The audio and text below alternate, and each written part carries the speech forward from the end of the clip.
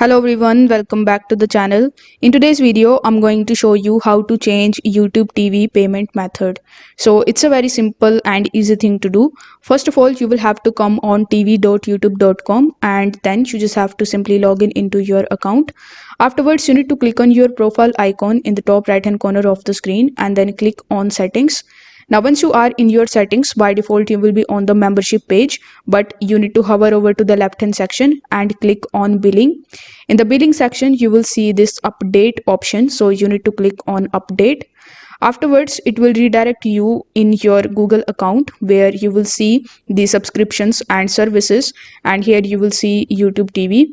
So in order to change the payment method, you need to click on the manage option and then you need to select the option of change payment method.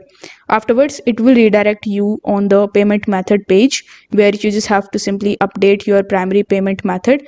So you need to click on this down arrow button and then you can add the credit or debit card here. So let's say previously if you have used PayPal as a payment method, this time you can add your credit or debit card. So after selecting the second given option or the second given payment method here, you just have to provide the details associated with it and then click on the submit option. This way you will be able to change your payment method for YouTube TV.